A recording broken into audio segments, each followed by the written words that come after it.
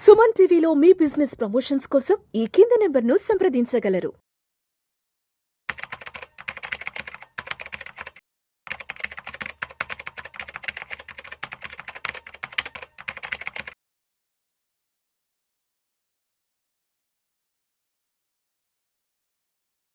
Salmon గారు నమస్తే sir.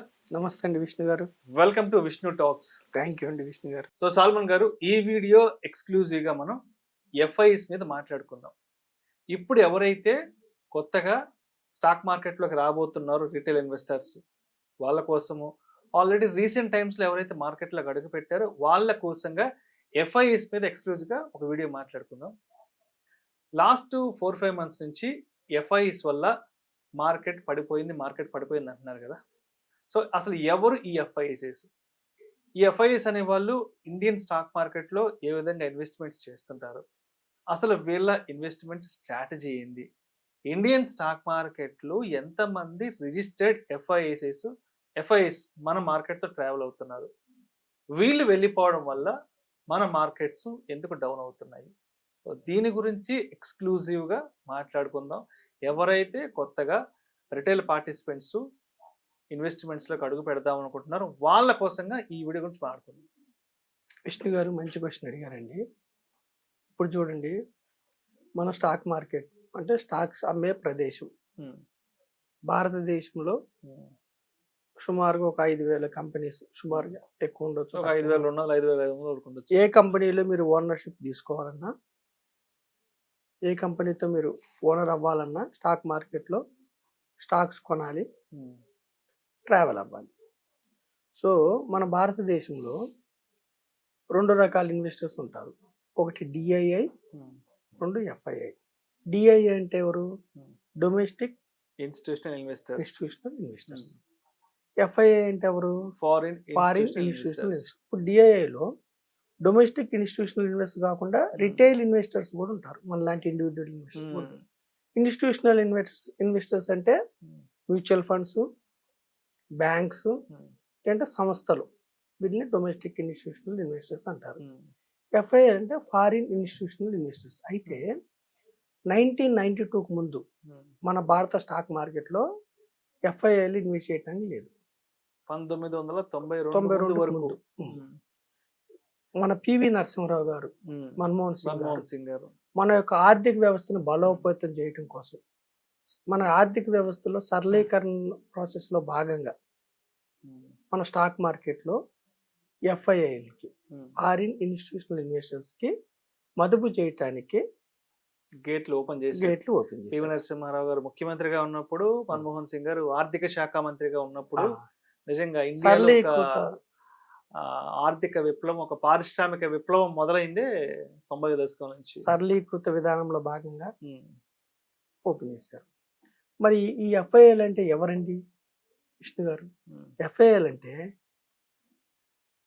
విదేశాల్లో ఉన్న పెన్షన్ ఫండ్స్, తర్వాత చారిటబుల్ ట్రస్ట్స్, విదేశాల్లో ఉన్న చారిటబుల్ ట్రస్ట్స్, తర్వాత విదేశాల్లో ఉన్న ఇన్సూరెన్స్ కంపెనీస్, విదేశాల్లో ఉన్న సెంట్రలైజ్డ్ బ్యాంక్స్, వాళ్ళు కూడా ఇన్వెస్ట్ చేస్తారు.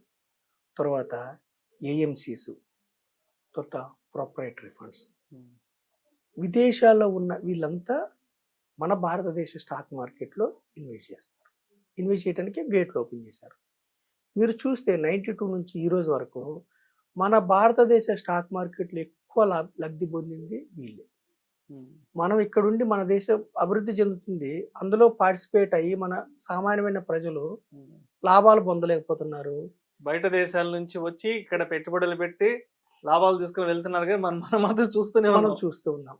అయితే వీళ్ళు ఎప్పుడైతే ఎఫ్ఐఐలు ఇన్వెస్ట్ చేశారో మన యొక్క క్యాపిటల్ మార్కెట్స్ కి మంచి ఊతం వచ్చింది. అయితే ఎఫ్ఐఐలు ఇన్వెస్ట్ చేయాలంటే కంపల్సరిగా సెబీ దగ్గర రిజిస్ట్రేషన్ చేసుకోవాలి.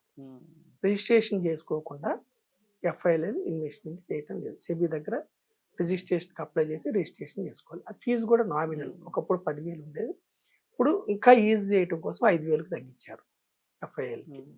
ఓకేనా విష్ణు గారు? సో ఎఫ్ఐఐలు కాకుండా మన స్టాక్ మార్కెట్లో ఎన్ఆర్ఐలు కూడా ఇన్వెస్ట్ చేసుకోవచ్చు, నాన్ రెసిడెన్స్ ఇండియన్స్. అలాగే PIOs, persons of Indian origin, వాళ్ళు కూడా ఇన్వెస్ట్ చేసుకోవచ్చు. అయితే ఎఫ్ఐఐలకి ఏమిటంటే మన దేశంలో స్టాక్స్లో మ్యాక్సిమం ఒక కంపెనీలో చేయాలంటే 24% వరకు ఒక కంపెనీలో స్టాక్స్ కొనుక్కోవచ్చు. 10 షేర్లు ఉన్నాయని, కోటి స్టాక్స్ ఉన్నాయనుకుంటా కంపెనీలో, 24 అంటే 24 lakhs, 24% చేసుకోవచ్చు.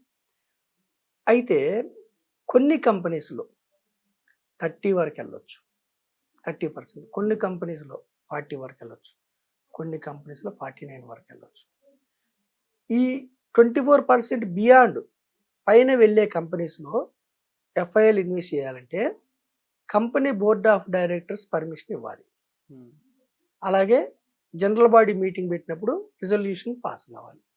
ప్రతి కంపెనీ సంవత్సరానికి ఒకసారి ఇన్వెస్టర్స్తో అంటే షేర్ హోల్డర్స్తో జనరల్ బాడీ మీటింగ్ పెడతారు. వాళ్ళకి ఓటింగ్ రైట్స్ ఉంటాయి. ఒక కంపెనీలో షేర్ హోల్డర్ అంటే ఓటింగ్ రైట్స్ ఉంటాయి, మనకు హక్కులు ఉంటాయి. ఓకేనా? అయితే రిజల్యూషన్ పాస్ కావాలి. అప్పుడు బియాండ్ 24% కంటే ఎక్కువ కూడా ఇన్వెస్ట్ చేసుకోవడానికి అవకాశం ఉంది. ఇప్పుడు చూడండి, ఒక కంపెనీలో 24% అంటే ఎంత హ్యూజ్గా వాళ్ళు ప్రభావితం చేయగలరు. ఎఫ్ఐఐలు మన దేశంలో ఇన్వెస్ట్ చేసినప్పుడు ఫండ్స్ ఫ్లో అవుతాయి, మన దేశం నుంచి వెళ్ళిపోతున్నప్పుడు ఫండ్స్ అవుట్ఫ్లో అవుతాయి. అదే రేంజ్లో అవుట్ఫ్లో అవుతాయి. వాళ్ళు హ్యూజ్గా లాభం పొందారు మన దేశంలో. అయితే 24% వరకు పర్మిషన్ ఇచ్చారు కదండి. 22% అవ్వగానే సీలింగ్ అంటే రిజర్వ్ బ్యాంక్ ఆఫ్ ఇండియా అన్ని బ్యాంకులు హెచ్చరిస్తుంది. ప్రతిరోజు ఎఫ్ఐఐలు ఎన్ని షేర్లు కొంటున్నారు, ఎన్ని అమ్ముతున్నారని డిస్క్లోజ్ చేయాలి. ఎవ్రీడే డిస్క్లోజ్ చేయాలి. ఓకేనండి. ఎప్పుడైతే 22% అవ్వగానే ఒక కంపెనీలో రిజర్వ్ బ్యాంక్ ఆఫ్ ఇండియా ఏం చేస్తుందంటే ప్రతి బ్యాంక్కి వాళ్ళు హింట్ ఇస్తారు. ఎఫ్ఐఎల్ ఇన్వెస్ట్మెంట్ ఇంతవరకు అయింది, ఇంకా సీలింగ్ 22% పైన ఇంకా 2% ఉంది కదా, ఆ 2% కొనాలంటే పర్మిషన్ తీసుకుని కొనాలి. ఓకేనా విష్ణు గారు? So reserve bank of India ceiling పెడుతుంది. అయితే మరి ఎందుకు మనకి ఇంత ప్రభావితం అవుతాయంటే ఎఫ్ఐఐలు ఎప్పుడు కూడా మన దేశం కావచ్చు, చైనా కావచ్చు, థాయిలాండ్ కావచ్చు, ఏ దేశంలో వాళ్ళు ఇన్వెస్ట్ చేయాలంటే కంపెనీ ఫండమెంటల్స్ ఎలా ఉన్నాయి, కంపెనీల మేనేజ్మెంట్ ఎలా ఉంది, వీటికంటే కూడా రిటర్న్స్ ఎంత వస్తాయి, నేను ఇన్వెస్ట్ చేశానా నాకు రిటర్న్ ఎంత వస్తుంది, షార్ట్ పీరియడ్లో ఎంత వస్తుంది, లాంగ్ పీరియడ్ అంటే 1 year అబోవ్ లాంగ్ పీరియడ్లో ఎంత వస్తుంది, రిటర్న్స్ చూస్తారు వాళ్ళు. వడ్డీ రేట్లు బట్టి ఇప్పుడు వాళ్ళ దగ్గర వడ్డీ రేట్లు తక్కువ ఉండి మన దగ్గర వడ్డీ రేట్లు ఎక్కువ ఉంటే బాండ్స్లో పెడతారు. మన బాండ్స్లో ఎఫ్ఐఎల్ బాండ్స్లో పెట్టుకోవచ్చు, స్టాక్స్లో పెట్టుకోవచ్చు. సో మన స్టాక్ మార్కెట్ పిఈస్ అంటే ప్రైస్ బై ఎర్నింగ్ తక్కువ ఉండి ఆపర్చునిటీ ఎక్కువ ఉండి పెరిగే అవకాశం ఎక్కువ ఉంటే వేల కోట్లు, లక్షల కోట్లు కుమ్మరిస్తారు. ఇప్పుడు ఈ జనవరి నుంచి ఇప్పటి వరకే 50,000 కోట్ల పైన తీసుకుని వెళ్ళిపోయారు. ప్రతిరోజు ఎఫ్ఐఐలు సెల్ చేస్తారు, బై చేస్తారు. కానీ నెట్ ఎంత ఉంది, నెట్ ఎక్కువ ఉంది అనుకోండి, మన మార్కెట్స్ పడతాయి. ఓకే. ఇప్పుడు ఏంటి డిమాండ్ అండ్ సప్లై. స్టాక్స్ ఎప్పుడు కొంటారు, ఆ స్టాక్ కంపెనీకి లాభాలు బాగా వస్తున్నప్పుడు, బాగా పెరుగుతున్నప్పుడు స్టాక్స్ కొంటారు. కొనేవాళ్ళు ఎక్కువ మంది ఉండి అమ్మేవాళ్ళు తక్కువ మంది ఉంటే మార్కెట్స్ పెరుగుతాయి. అలాగే అమ్మేవాళ్ళు ఎక్కువ మంది ఉండి కొనేవాళ్ళు తక్కువ మంది ఉంటే మార్కెట్స్ పెరుగుతాయి. ఇప్పుడు ఎఫ్ఐఐలు ఏంటంటే పెద్ద మొత్తంలో అమ్మకం కానీ కొనటం కానీ చేస్తారు కాబట్టి మన మార్కెట్స్ ప్రభావితం అవుతాయి. ఇప్పుడు చూడండి, 2008 గ్లోబల్ క్రైసిస్ అప్పుడు సుమారుగా 15,000 మిలియన్ US డాలర్స్ వాళ్ళు సెల్ చేశారు. దానికి ముందు వరకు 92 నుంచి 2015 వరకు చూస్తే ఒక్క 1998 అండ్ 2008 మాత్రమే వాళ్ళు సెల్ చేశారు. ఎప్పుడు నెట్ ఫ్లోసే. ఓకేనా? ఇప్పుడు మళ్ళీ వాళ్ళు సెల్ చేస్తున్నారు. అయితే వాళ్ళు ఏం చేస్తారంటే మార్కెట్స్ మళ్ళీ అంటే వాల్యుయేషన్స్ ఎక్కువ ఉన్నాయని కావచ్చు, ట్రంప్ డెసిషన్ సుంకాల వల్ల కావచ్చు, డాలర్ బలపడుతుంది, రూపీ డిప్రిషియేట్ అవుతుందని కావచ్చు, అన్ని కారణాల వల్ల వాళ్ళు ఏం చేస్తారంటే గత 5 ఏళ్ల నుంచి విపరీతంగా మార్కెట్స్లో లాభాలు వచ్చినాయి. ప్రాఫిట్స్ నిర్మలా సీతారామన్ గారు మనం చెప్పారు, ప్రాఫిట్స్ బుక్ చేసుకోవడం కోసం ఎఫ్ఐఐలు వెళ్ళిపోతున్నారు. ఎప్పుడైతే 100 కోట్లు 1000 కోట్లు సంపాదించుకుంటారో ప్రాఫిట్స్ బుక్ చేసుకుంటారు. చేసుకున్న తర్వాత వాళ్ళు వెళ్ళిపోవటం వల్ల మార్కెట్స్ డౌన్ అయిన తర్వాత మళ్ళీ వాళ్ళు ఏ దేశం అనుకూలంగా ఉంది, ఇప్పుడు మనది ఎమర్జింగ్ మార్కెట్, ప్రపంచంలోనే ఎమర్జింగ్ మార్కెట్, మన యొక్క ఆర్థిక వ్యవస్థకు వచ్చిన ఇబ్బంది ఏం లేదు, మ్యాక్రోస్ బలంగా ఉన్నాయి. మళ్ళీ 2-3 నెలల తర్వాత మళ్ళీ ఫ్లో స్టార్ట్ అవుతుంది. వన్స్ వాళ్ళ ఫ్లో స్టార్ట్ అయిందంటే వాళ్ళ పెన్షన్ ఫండ్స్ కానీ, ఇన్సూరెన్స్ కంపెనీస్ కానీ, వాళ్ళ బ్యాంక్స్, సెంట్రలైజ్డ్ బ్యాంక్స్ కానీ, ప్రొప్రైటరీ ఫండ్స్ కానీ, వాళ్ళ ఏఎంసీలు, వీళ్ళందరూ మళ్ళీ కుమ్మరిస్తారు. అప్పుడు అందుకే నేను సామాన్యమైన ప్రజలకు ఏం చెప్తున్నానంటే, ఎఫ్ఐఎల్ వెళ్ళిపోయారు, ఎఫ్ఐఎల్ వచ్చారు అన్నది మనకు అనవసరం. మన దేశ ఆర్థిక వ్యవస్థ బలంగా ఉంది, మన దేశంలో ఉన్న కంపెనీస్ బలంగా ఉన్నాయి, ఆ కంపెనీలో మీరు ఓనర్గా ఉన్నారు. ఇన్వెస్ట్మెంట్ ఎప్పుడు ఒక దీర్ఘకాలంతో కొంత రిటర్న్ వస్తుందని ఎక్స్పెక్ట్ చేసేదాన్ని ఇన్వెస్ట్మెంట్ అంటారు. స్పెక్యులేషన్ అంటే ఏమిటంటే చీకట్లో డబ్బులు విసరటానికి స్పెక్యులేషన్. అంటే చీకట్లో గురిలేని లక్ష్యాన్ని కొట్టడం స్పెక్యులేషన్. ఒక గురి చూసుకొని ఇంత పీరియడ్ నేను ఇన్వెస్ట్ చేస్తాను, ఇంత రిటర్న్ ఎక్స్పెక్ట్ చేస్తాను అని చేసేది ఇన్వెస్ట్మెంట్. సో ప్రజలు ఇన్వెస్ట్మెంట్కి స్పెక్యులేషన్కి డిఫరెంట్ తెలుసుకోండి. F&O గురి లేని లక్ష్యం. F&O ఈ ఎఫ్ఐఎల్ వెళ్ళిపోవటం కానీ కొనటం కానీ వచ్చినప్పుడు మార్కెట్స్ తీవ్ర ఒడిదుడికి లోనవుతుంది, మొత్తం మీ యొక్క ప్రిన్సిపల్ అంతా ఎరోడ్ అయిపోతుంది. కాబట్టి మీరు ఏం చేస్తున్నారు, ట్రేడింగ్ కోసం వెళ్ళకుండా, ట్రేడింగ్కి వెళ్ళకుండా ఇన్వెస్ట్మెంట్ వైపు రండి. ఎఫ్ఐఐలు ఈరోజు వెళ్ళిపోయాయి కాబట్టి మార్కెట్స్ డౌన్ అయినాయి కాబట్టి ఇది మీకు బిగ్గెస్ట్ ఆపర్చునిటీ. మనము దేశంలో ప్రతి వస్తువు, ఇప్పుడు యాపిల్ ఫోన్ 1,00,000 ఉందండి, ఏదో కారణం వల్ల 80,000కి వచ్చింది సపోజ్, అరే డిస్కౌంట్లో దొరుకుతుందని కొంటాం.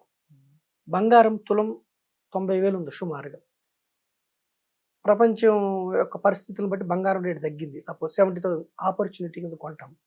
అలాగే స్టాక్స్ కూడా గత 5 ఏళ్ళ నుంచి విపరీతంగా వాల్యుయేషన్స్ వల్ల కావచ్చు, ఇంకోటి కావచ్చు, పెరిగినాయి. ఆ వాల్యుయేషన్స్ సరి చేసుకునే క్రమంలో అవి తగ్గి రీజనబుల్ డిస్కౌంట్ రేట్స్కి వస్తున్నాయి.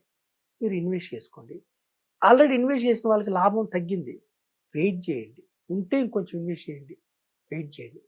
సో ఎఫ్ఐఐలు పెద్ద మొత్తంలో కంపెనీస్లో ఓనర్షిప్ ఉండటం వల్ల వాళ్ళు వెళ్ళిన మన యొక్క స్టాక్ మార్కెట్స్ విపరీతంగా ప్రభావితం చూపిస్తాయి. వాళ్ళు వచ్చారా విపరీతంగా పెరుగుతాయి, వాళ్ళు వెళ్ళారా విపరీతంగా పడతాయి. కానీ మనకున్న పెద్ద అడ్వాంటేజ్ ఏమిటంటే విష్ణు గారు, డొమెస్టిక్ ఇన్స్టిట్యూషనల్ ఇన్వెస్టర్స్, మన మ్యూచువల్ ఫండ్స్ ద్వారా రిటైల్ ఇన్వెస్టర్స్ చక్కగా ఇన్వెస్ట్ చేస్తున్నారు. కాబట్టి మన మార్కెట్ ఇంతకుముందు అయితే ఎఫ్ఐఎల్ వెళ్ళినప్పుడు తీవ్ర ఒడిదుడుకులు ఉన్నాయి, ఇప్పుడు లోన్ అవ్వట్లేదు. సో ఎఫ్ఐఎల్ వెళ్ళిపోయినా కానీ మీరు మన ఎకానమీలో ముందుకు కొనసాగండి. దీర్ఘకాలంలో షార్ట్ పీరియడ్ సెంటిమెంట్స్ ఉంటాయి, ట్రంప్ డే వల్ల కావచ్చు, ఎఫ్ఐఎల్ వల్ల కావచ్చు, ఇంకొకటి కావచ్చు, దీర్ఘకాలంలో మీకు చక్కని మేలు కలుగుతుంది. సో ఇది ఎఫ్ఐఎల్ గురించి క్లుప్తంగా. పెద్ద మొత్తంలో వాళ్ళు స్టాక్స్ అమ్మటం కానీ కొనటం కానీ చేస్తారు కాబట్టి మన యొక్క స్టాక్ మార్కెట్ ప్రభావితం అవుతుంది. Thank you sir, thank you so much సాల్మన్ గారు. Thank you. కొత్తగా ఎవరైతే మార్కెట్లోకి వస్తున్నారో, ఆల్రెడీ రీసెంట్ టైమ్స్లో ఎవరైతే వచ్చారో వాళ్ళ కోసంగా ఎక్స్క్లూజివ్గా ఎఫ్ఐఎల్కి సంబంధించిన కంప్లీట్ డీటెయిల్డ్ అనాలిసిస్ తెలియజేశారు. Thank you so much sir. Thank you అండి విష్ణు గారు.